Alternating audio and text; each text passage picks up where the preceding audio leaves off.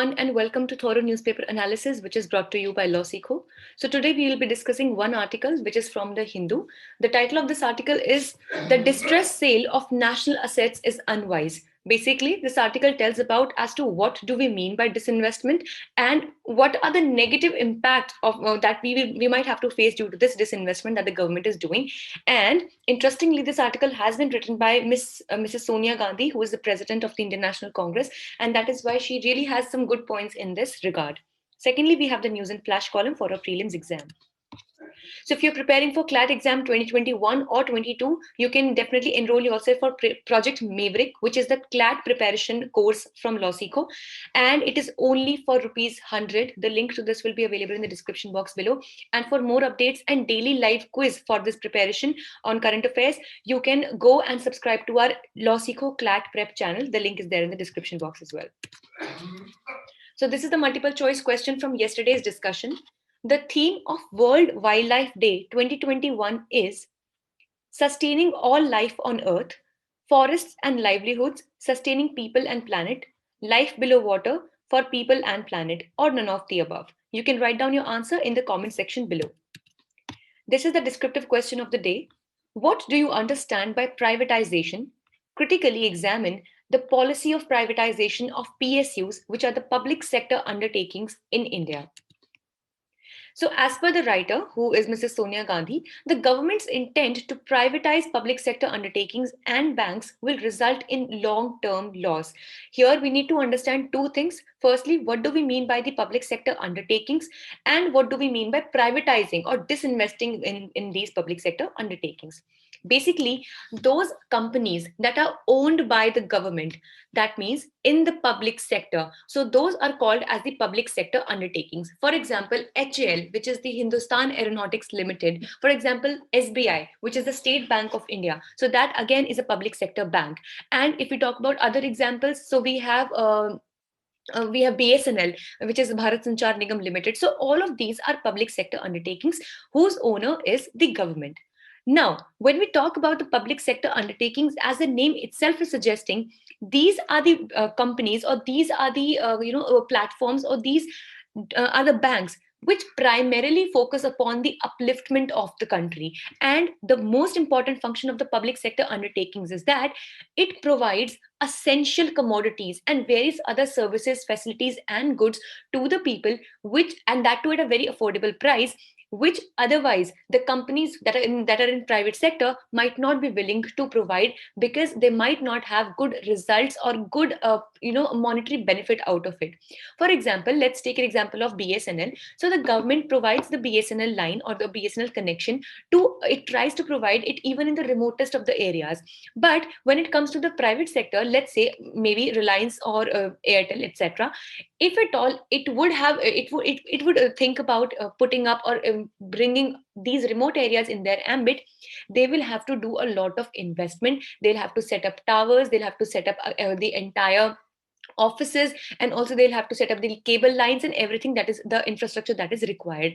And still, it is not guaranteed that the people will be still using their network to the best of their choice. But this thing might disincentivize the private stakeholders or the private owners, but the public sector undertakings, they make sure that inclusion, the social as well as financial inclusion. So basically, the social and other kinds of inclusions are done by the public sector undertakings, and the banks they make sure that the financial inclusion is takes place. By financial inclusion, here we mean that now the government focuses that every individual should have a bank account, and the transfers, like the direct benefit transfers and the various schemes of the government, should be crediting the money directly in the accounts of the people, and thus it promotes the financial inclusion. Now, the second thing that we need to understand is the act of privatization or the act of disinvestment. Now, by privatization, as you can simply understand from the word itself, it means that these public sector undertakings, the owner of which currently is the government, their ownership, either it can be complete ownership or some of the stakes or some part of the ownership will be given to the private entities. Now, this can be any private business, any private company, or even a private individual. So basically, it will be that some, like for example, a particular public sector undertaking is of worth rupees 100 crores. So the total worth of that PSU is 100 crores. So it can also be the a possibility that the government gives, let's say, 20 crores worth stakes to that particular private company. Then it can also give 30%, 40%. And if it gives more than 50%, then basically it is considered to be as hugely privatized. And thus the ownership gets transferred to that private person, because more than half of the shares are held by that particular private company.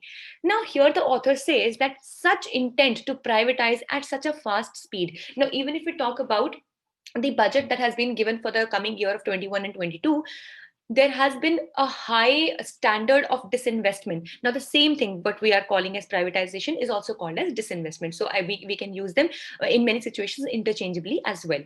So here the speed of disinvestment and the ratio up to which the government is seeking to do the disinvestment, the author says that this would actually result into a big distress sale. Now what do we mean by distress sale? What happens is, like for example, we own a car. Now this car is damaged in some particular accident, and thus we are like, just we want to sell the car, be it for a very small or very little price. So maybe the real value of the car would have been 20 lakhs, but due to some kind of wear and tear or any kind of problem in that particular car, or maybe the market is not good, or we need the money in an urgency, so we tend to do a distress sale, which means that maybe that car could have easily been sold for 18 or 19 lakhs, but we decided to maybe sell it for, let's say, 10 or 12 lakhs. So that is a distress sale, when we are not able to reap the entire profit from a particular kind of sale. And that is why the author says that such kind of disinvestment or privatization is actually a distress sale, and we are undervaluing the PSUs that we have in hand. More or less, this was the most of the context of this entire thing, but let's discuss that some points in particular.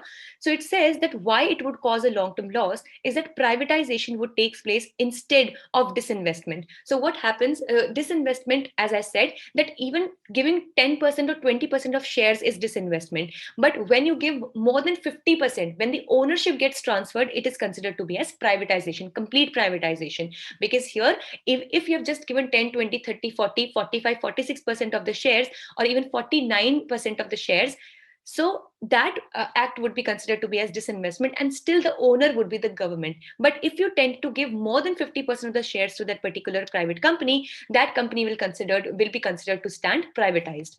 So this will result in privatization of the PSU profits and nationalization of the private sector. So what happens is, it is saying that by privatization of the PSU profits is that, like for example, let's say that the company BSNL, this is just for example, because as we know that BSNL has not been really doing very well, and it has been going in a lot of losses these days. But let's take an example that maybe, for example, BSNL was doing really great. All right.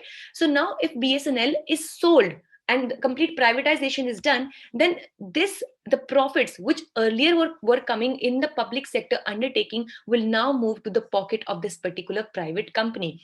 And we know that the profits which we were earlier getting as a PSU, they were invested mostly in the public sector, and also for the upliftment of the public at large. But here, once this money goes into the pocket of this private individual or private company, we really cannot force that person or company to invest into this for any kind of social cause. And thus what will happen is that the entire money which was earlier used for public welfare might not be used for any kind of public act. And by nationalization of private sector, we mean that the public undertakings, or the public sector undertakings, will not be able to remain completely under the control of government, and thus even the private sector will have the share in the nationalization, which has a tendency to cut down the money that was earlier generated for various kinds of social welfare.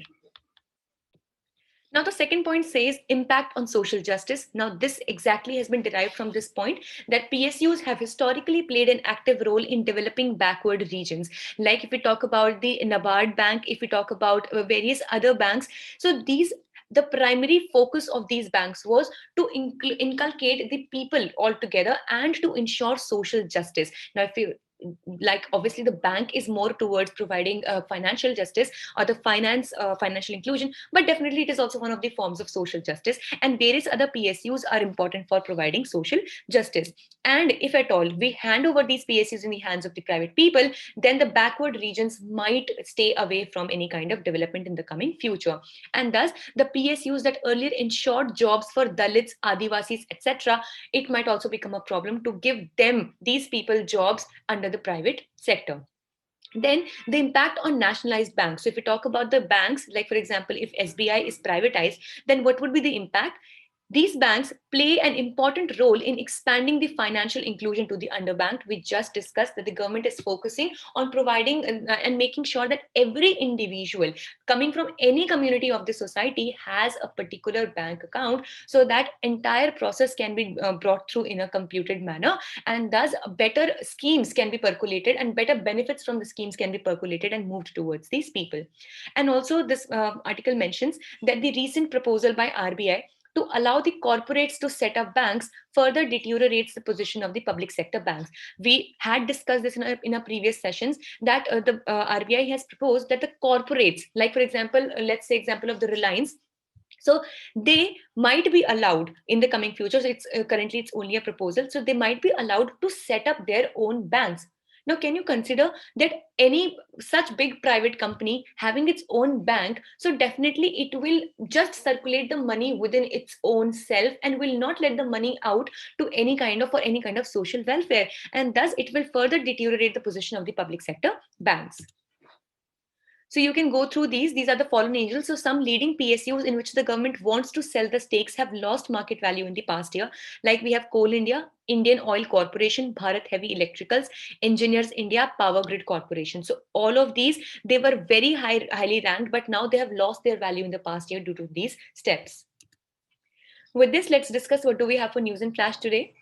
Freedom House report. So, as per the Freedom in the World report by Freedom House, which is a US think tank, freedom is freedom in India has reduced and therefore have classified it as partly free.